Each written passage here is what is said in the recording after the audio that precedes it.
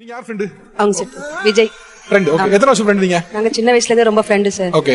School படிச்சது college எல்லாமே நாங்க எல்லாம் ஒண்ணா படிச்சது தான் சார். இவங்க எல்லாமே ஒரு ஹாப்பினஸா நிறைய விஷயங்கள் ஷேர் பண்ணாங்க.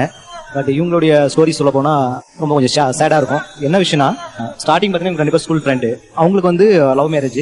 இவங்க தான் அவங்க லவ் வந்து சேர்த்து வச்சது, அவங்களுக்கு வந்து எல்லாமே பண்ணது எல்லாமே இவங்க தான். பட் என்னன்னா ஒரு 6 மந்த்ல வந்து பாத்தீங்கன்னா அவங்களுக்கு இடையில ஏற்பட்ட சில பிரச்சனைகளால இவங்க 2 பேருமே பேச முடியாம போயிடுச்சு. கிட்டத்தட்ட ஒரு 3 இயர்ஸ் வந்து இவங்க பேசிக்கவே இல்லை. என்ன ஆக்சுவலா என்ன பிரச்சனை? லவ் மேரேஜ் தான் சார். அவங்க ஃப்ரெண்டுன்னு என்கிட்ட ஃபர்ஸ்ட் இன்ட்ரோடியூஸ் பண்ணாங்க. லவ் பண்ணும்போதே ஃப்ரெண்டுன்னு சொன்னாங்க. ஆனா போக போக பாத்தீங்கன்னு சொன்னா பொண்ணுங்களுக்கே உள்ள ஒரு பொசசிவான கேரக்டர் பொண்ணுங்களுக்கே நார்மலா இருக்கும். இவங்க எப்படின்னா எனக்கு ஈக்குவலா அவங்கள பாத்தாங்க.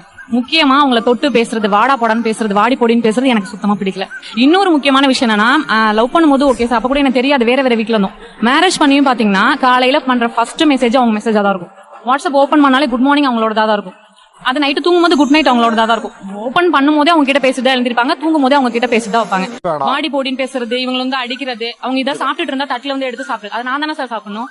அது மாதிரி நீங்க முன்னாடி இருந்துக்கோங்க. அதை பத்தி நான் உங்களோட பாஸ்ட் பத்தி நான் கேட்கவே இல்லை. நான் வந்துட்டேல, அந்த பிளேஸ் எனக்கு தானே. சோ அதெல்லாம் வந்து நான் அவாய்ட் பண்ணிக்கங்கன்னு சொல்லி சொன்னேன். ஆனா அவங்க அவாய்ட் பண்ணிக்கல. நான் ஒத்துக்கிறேன் சார், என்னால வந்து அவங்க ஒரு 3 இயர்ஸ் பிரிஞ்சிருந்தாங்க. மேரேஜ் ஆயிட்டு ஒரு 6 மந்த்லயே நான் தான் அவங்களை பிரிச்சுட்டேன்னு வச்சுக்கோங்களேன், பிரிச்சுட்டேன். ஆனா அவங்களுக்கு மேரேஜ் ஆகி 2 இயர்ஸ் கழிச்சு வந்துட்டு அவங்க வீட்டுக்கு வந்தாங்க. அவங்க பாப்பா காது குத்துன்னு சொல்லி இன்வைட் பண்ண வந்தாங்க.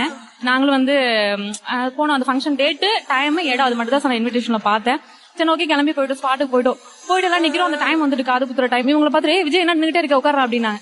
எங்க உட்காரணும், ஏன் உட்காரணும் அப்படின்னு சொல்லிட்டு கேட்டாங்க. என்ன சொல்ற நீ, இன்விடேஷன் பாக்கல, உன் பேர் தானே தாய் மாமன் சொல்லி போட்டுருந்தேன் அப்படின்னு சொன்னாங்க. அந்த மொமெண்ட் வந்து உண்மையா சொல்றேன், நான் ரொம்ப எப்படி சொல்றேன்னு தெரியல சார், எக்ஸ்போஸ் பண்ண தெரியல. சிறுபால் அடிச்ச மாதிரி இருந்துச்சு எனக்கு. இவங்க ரிலேஷன்ஸ் போய் பிரிச்சிட்டோமேன்னு சொல்லிட்டு ரொம்ப சங்கடப்பட்டேன் நான். அவ்வளவு கஷ்டமான சூழ்நிலை. நிறைய டைம் நான் வந்து உஷாட்ட கேட்டிருக்கேன். மறுபடியும் இந்த இடத்துல எல்லாருக்கும் நான் கேட்கிறேன், சோ சாரி உஷா, நிறைய டைம் தெரிஞ்சோ தெரியாமல உன்னை ஹர்ட் பண்ணிருப்பேன், ஐ எம் சாரி.